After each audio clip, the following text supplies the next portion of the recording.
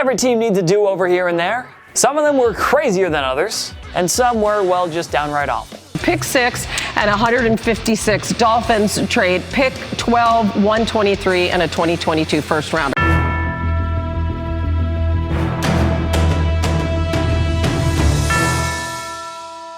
In the NFL, it's always unfair to judge a player after one season. Rookies are supposed to make plenty of mistakes, and they're not always expected to come in and succeed right off the bat. However, some 2021 rookies have still disappointed, while others have exceeded expectations up to this point. Yes, it's premature, but the 2021 draft came with some early mulligans. Here are 10 do-overs that these NFL teams would definitely take. San Francisco 49ers, Mac Jones over Trey Lance. After the 49ers swung a blockbuster trade to acquire the number 3 pick from the Miami Dolphins, most people assumed that they would take Alabama quarterback Mac Jones. He was tailor-made for Kyle Shanahan's offense, and far more NFL ready than the likes of Lance, Zach Wilson, and Justin Fields. The NFL ready part should have been the deciding factor for the 49ers team that's built to win now. But Shanahan and GM John Lynch decided to go the boom or bust route by selecting the North Dakota State product Trey Lance. Making this pick a little more confusing was the fact that the 49ers decided to roll with the inconsistent and injury-prone Jimmy Garoppolo as the starter over Lance. And well, what do you know? Jimmy G's been inconsistent and injured throughout most of 2021 so far.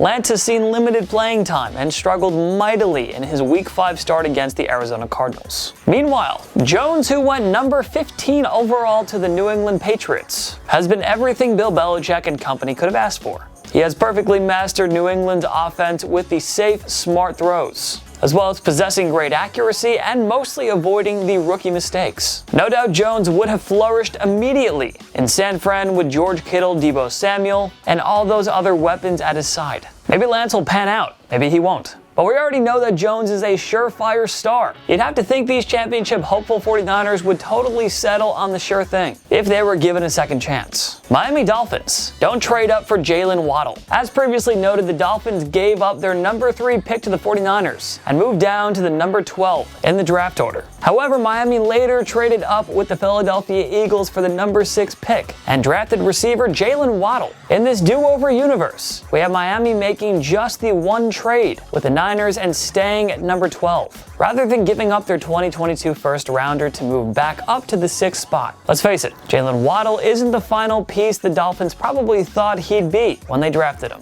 When the team took him, they probably thought he'd get them that much closer to the Super Bowl. But that hasn't been the case, not even close. Rather, the Dolphins have plummeted back to the bottom of the NFL, following their surprise 10-win season from 2020. And they didn't even have their 2022 first-round pick as consolation for their crappiness. If they could do things over, you'd have to think that the Dolphins would opt to keep their 2022 first rounder, along with all those picks they got from the Niners for trading down in the first place, and simply settle on the best available player at the number 12 spot. Who knows? Maybe Waddle is still available at 12. Or they could have gotten Devontae Smith, or even better, Micah Parsons. Chicago Bears Rashawn Slater over Justin Fields. The Bears traded up and drafted Fields with a number 11 selection, hoping he would end their never-ending search for a true franchise quarterback. Fields has shown flashes here and there. Don't get us wrong, the kid has all the tools to be a star in this league, but we just don't like this fit for him. And it certainly doesn't help that he has to play behind such a mess of an offensive line. Fields isn't in position to succeed here in Chicago because they don't have enough playmakers, and they've constantly failed to build a line that's capable of protecting their quarterback. It's impossible to keep track of how many QBs' careers the Bears have ruined. Are we sure Fields will be an exception to the rule? Which brings us to Rashawn Slater, the Northwestern offensive tackle, who went to the Los Angeles Chargers 2 picks after Fields. Slater has been a key cog in the Chargers' success. He has given Justin Herbert some much-needed protection that was missing in the latter's rookie year.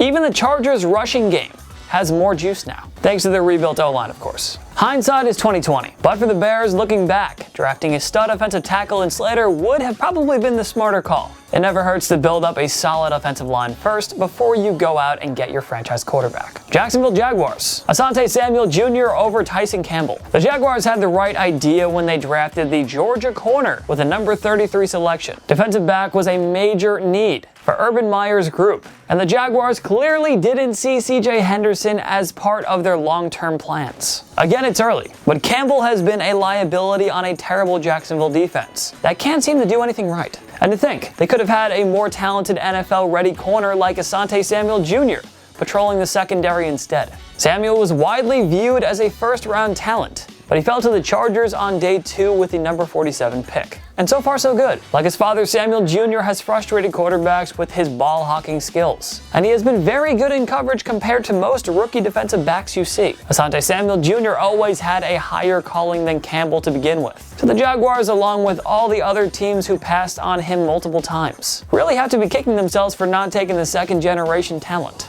New Orleans Saints ODAFE away over Peyton Turner. Having lost Trey Hendrickson in free agency, the Saints were looking for another pass rusher to complement Cameron Jordan. So they settled on Houston defensive end Peyton Turner with a number 28 pick, even though there were more polished prospects available. Among them was ODAFE, who fell to the Baltimore Ravens in the 31st slot. Turner, who was never viewed as a first-round talent, has seen very limited playing time under Sean Payton, and thus hasn't been able to make much of an impact. ODAFE, however, has been one of the game's most disruptive defensive rookies. Unlike Turner, he's constantly getting in the quarterback's kitchen, and he single-handedly saved the Ravens' season by forcing that fumble off Clyde Edwards-Helaire in the waning moments of their Week 2 showdown. Yeah, in Week 2. The Saints defense has once again been a top-notch group here in 2021. But imagine if they had ODAFE to line up beside Jordan. The ceiling of this group would be that much higher. Philadelphia Eagles creed Humphrey over Landon Dickerson. Again, we like the idea here. The Eagles had to fix up an aging offensive line that has had plenty of injuries over the past 2 years. So we're not faulting them for taking a center. In this case, Landon Dickerson with the number 37 selection. Dickerson hasn't been awful by any means. It's just Creed Humphrey, whom the Kansas City Chiefs took with the number 63 selection, has been absolutely lights out. He is performing at a Pro Bowl level in all facets of the game. Pass protection, run blocking. Let's just say the Chiefs could have really used him for Super Bowl 55 last season. Anyway, through Week 8, Humphrey was graded as PFF's top rookie. What more do you want to know? Surely if mulligans were allowed, Philly would take him over Dickerson in round 2.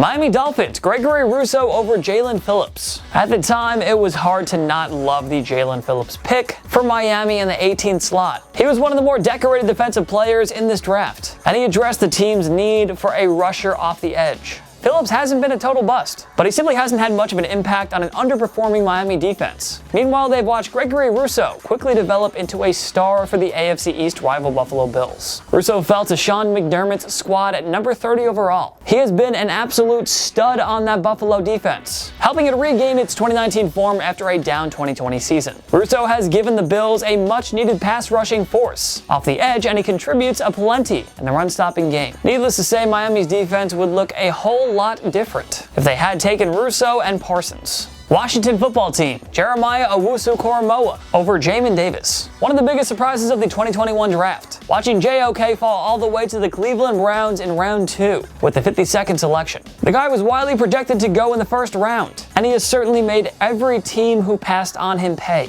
The Washington football team decided to add more depth to its defense by tacking Kentucky linebacker Jamin Davis 19th overall. Like the entire Washington defense as a whole, however, Davis simply hasn't lived up to early expectations. Davis has only been used in a limited role and simply hasn't been much of an impact player. Now, what if Washington had taken OWUSU-KORAMOAH instead? Well, then maybe this once elite defense wouldn't be so downright terrible in 2021. Las Vegas Raiders, Christian Darrisaw over Alex Leatherwood. Leatherwood, the number 17 pick, was by far the biggest to reach the draft. He was put in an unfair situation in Las Vegas, being tasked with improving a once dominant O-line that moved on from the likes of Trent Brown and Gabe Jackson and Rodney Hudson, all in one offseason. Leatherwood was never viewed as a first-round pick. Sure enough, he struggled mightily on a Raiders team that is actually performing way above expectations. Could you imagine how much this Derek Carr-led offense would be if they drafted the more polished Christian Darrisaw,